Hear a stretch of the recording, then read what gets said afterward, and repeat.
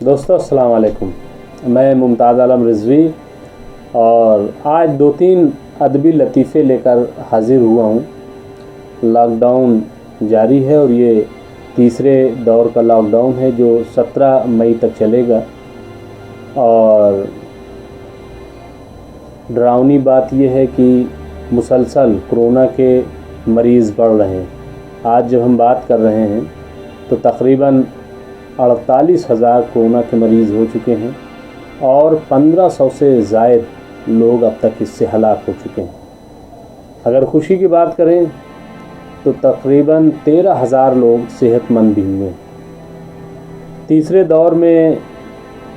تیسرے دور کا جو لاک ڈاؤن ہے اس میں کچھ راحت دی گئی ہے، لیکن سب سے دلچسپ جو تصویر آئی وہ شراب خانوں کی، مے خانوں کی آئی۔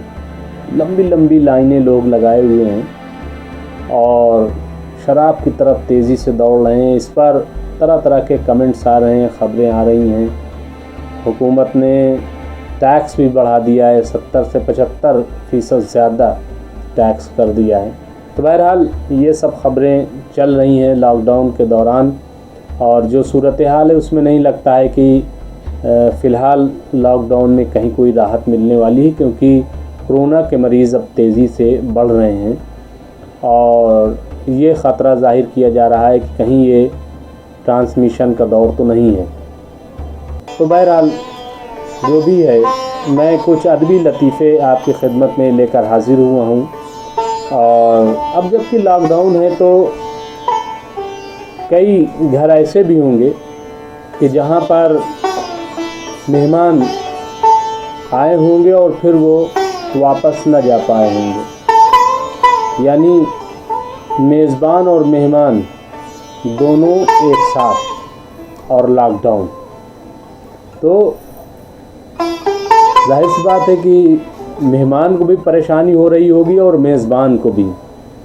ایک واقعہ یاد آیا اس ضمن میں کہ رغبت سہائے فراق گورکھپوری ایک بڑے شاعر، تو ان کے ہاں بھی ایسے ہی کچھ رشتہ دار ان کے مہمان ہوئے۔ اس وقت لاک ڈاؤن نہیں تھا، لیکن ظاہر سی بات ہے کہ مہمان نوازی تو چلتی ہی رہتی ہے۔ تو فراق صاحب کے ہاں بھی ان کے کچھ رشتہ دار مہمان ہوئے اور ان کی میزبانی کا سلسلہ چلتا رہا۔ جب 3 دن ہو گئے تو ظاہر سی بات ہے کہ فراق گورکھپوری نے اپنے نوکر کو، یعنی اپنے ملازم، رمیش نام تھا اس کا۔ فراق صاحب الہ آباد یونیورسٹی میں پروفیسر تھے، انگلش کے، انگریزی شعبہ انگریزی کے وہ پروفیسر تھے، لیکن اردو شاعری کرتے تھے، بڑے شاعر تھے۔ تو بہرحال جب 3 دن ہو گئے تو وہ کافی پریشان تھے کہ ان کو کیسے واپس کیا جائے۔ اور 3 دن چونکہ شریعت میں یا دین میں بھی یہ بات کہی گئی ہے کہ کم از کم 3 دن تک مہمان کا احترام لازمی ہے کہ آپ ان کا احترام کریں، ان کی میزبانی کریں۔ اور فراق صاحب نہ صرف یہ کہ ہندوستانی تہذیب سے بلکہ وہ اسلامی تہذیب سے بھی کافی واقف تھے اور اس کا پاس و لحاظ بھی رکھتے تھے۔ تو جب 3 دن گزر گئے تو فراق صاحب نے اپنے نوکر رمیش کو آواز دی، رمیش یاؤ سنو۔ رمیش دوڑتا ہوا آیا۔ جی سر، کیا ہوا؟ رمیش، ارے ان کمبختوں کو نکالو گھر سے باہر، بھیجو یہاں سے اب ان کو، ہو گئی میزبانی۔ کیا ہوا سر؟ کیا بات ہو گئی؟ ارے کیا بتاؤں، مسلسل 3 روز سے یہ کمبخت میرے کان میں پیشاب کر رہے ہیں۔ کیا کان میں پیشاب کر رہے ہیں؟ کیا ہوا؟ اب کیا بتاؤں، کہہ رہے ہیں فراق صاحب غزل سنائے دیو، فراق صاحب غزل سنائے دیو۔ ارے ان کمبختوں کو کیا سناؤں میں، کہو کہ نکل جائیں میرے گھر سے۔ تو یہ فراق صاحب کا کافی کی فراق صاحب غزل سنا دو، تو وہ تلفظ کو لے کر کے، زبان کو لے کر کے کتنا محتاط تھے، اس کا اندازہ لگایا جا سکتا ہے کہ وہ غزل یعنی غزل کو غزل کہنا، فراق کو فراق صاحب کہنا، یہ سب بہت وہ پسند نہیں کرتے تھے، اتنا خیال رکھتے تھے۔ آج کل جس طریقے سے ہو رہا ہے وہ ہم سب کو معلوم ہے۔ ایک اور واقعہ فراق صاحب کا ہے جو میں نے شبنم نقوی صاحب سے سنا تھا۔ جب میں الہ آباد یونیورسٹی میں زیر تعلیم تھا تو ایک کمرے میں رہتا تھا، تو شبنم نقوی صاحب بھی کبھی کبھی تشریف لاتے تھے اور میں بھی ان کے پاس کثرت سے جاتا تھا۔ تو ایک واقعہ انہوں نے سنایا کہ ایک بار ہم لوگ فراق صاحب کے ہاں گئے اور اکثر جاتے رہتے تھے۔ یہ شبنم نقوی صاحب نے بتایا کہ گئے تو فراق صاحب بیٹھے تھے اور شراب وراب رکھی ہوئی تھی اور گلاس رکھا ہوا تھا، تو ہم لوگ بھی بیٹھ گئے۔ تو فراق صاحب نے ایک مصرع کوئی کہا اور اس کے بعد انہوں نے کہا کہ شبنم اٹھاؤ اس کو۔ تو شبنم نقوی صاحب نے کہا کہ وہ جب 2-3 بار فراق صاحب نے دہرایا تو اٹھاؤ اس کو، مطلب اس کو وزن اس میں اس کو دوبارہ دوہراؤ، اٹھانے کا مطلب یہ کہ اس کو ایک طاقت دو تاکہ ہم دوسرا پھر کہیں، دوسرا مصرع یعنی شعر کو مکمل کیا جائے۔ تو شبنم نقوی صاحب نے کہا کہ بجائے یہ کہ میں اس مصرعے کو اٹھاتا، میں نے یہ کہہ دیا کہ فراق صاحب اگر میں کہتا تو اس مصرعے کو کچھ یوں کہتا۔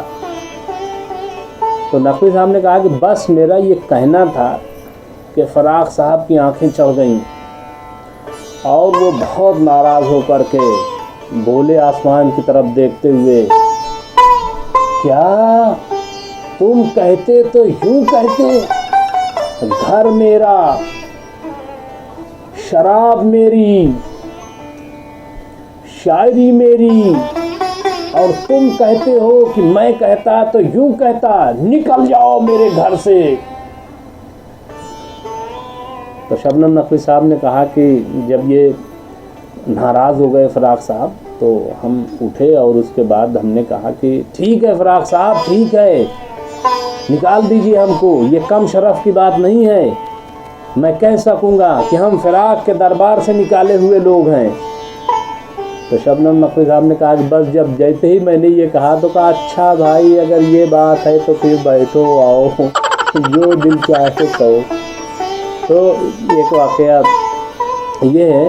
تو یہ واقعہ تو وہ ہے کہ جو ہم نے سنے ہیں دوسروں سے، لیکن ایک واقعہ میں سنانا چاہتا ہوں جس میں میں خود موجود تھا، تھوڑا سے اس کو ہم ایک لطیفے کے انداز میں، کہ جب پروفیسر گوپی چند نارنگ صاحب ساہتیہ اکیڈمی کے چیئرمین تھے، تو وہاں پہ خوب نشستیں ہوتی تھیں، آج بھی ہوتی تھیں، لیکن ایک مخصوص اس میں شرکت ہوتی تھی اور وہاں پہ ایک میز، گول میز ٹائپ کا ایسا لگا ہوا تھا، نارنگ صاحب سامنے بیٹھتے تھے اور اس کے ادھر تمام لوگ بیٹھے رہتے تھے۔ تو موضوع کوئی بھی ہو لیکن نارنگ صاحب کی سب سے پہلے تعریف ہوتی تھی، موضوع پہ بعد میں بات ہوتی تھی، نارنگ صاحب کا پہلے چرچا ہوتا تھا۔ تو بس یوں ہی چرچا شروع ہوئی، بات چیت شروع ہوئی، تو ایک صاحب اٹھے اور انہوں نے کہا کہ بھائی نارنگ صاحب نے تو اتنی کتابیں لکھ دی۔ دوسرے صاحب اٹھے، نارنگ صاحب نے تو پوری دنیا میں سیمینار اٹینڈ کی۔ تیسرے صاحب اٹھے، نارنگ صاحب کو تو اتنے ایوارڈ ملے ہیں کہ بس بتانا مشکل ہے۔ تو یہ سب جب چل رہا تھا تو اس میں ایک صاحب بڑی خاموشی سے اٹھے، ہاں صاحب اتنا زیادہ سب بتانے کی کیا ضرورت ہے، اتنا زیادہ تبصرہ کر رہے ہیں آپ، ارے بھائی ایک بات کہہ دیجئے کہ نارنگ صاحب بہت حرکتی آدمی ہے۔ تو جو یہ کہا گیا تو وہاں پہ پھر خوب ہنسی ہوئی۔ تو اس طریقے کے ادبی لطیفے آتے تھے سامنے اور ہم لوگ ان سے لطف اندوز ہوتے تھے. آج شاید وہ روایات نہیں ہیں اور ان لطیفوں سے شاید ہم لطف اندوز بھی نہیں ہو رہے ہیں، کیونکہ ہمارے ذہنوں میں اتنا بوجھ بیٹھ گیا ہے کہ ہم ان میں دبے رہتے ہیں. اور جو ادب کا، طنز مزاح کا اور لطیفے جو ہماری زندگی میں ہوتے تھے کہ جن سے ہمیں خوشیاں ملتی تھیں، وہ شاید اب نظر نہیں آتی ہیں، اور ہوں گی بھی تو ناپید سی ہیں، مطلب ظاہر نہیں ہیں. لیکن پھر بھی ہمیں زندگی تو جینی ہے اور ہر حال میں اس سفر کو رواں دواں رکھنا ہے، گھبرانا نہیں ہے. یہ وقت ہے، گزر جائے گا. تو اسی کے ساتھ میں اجازت چاہتا ہوں. شکریہ. خدا حافظ.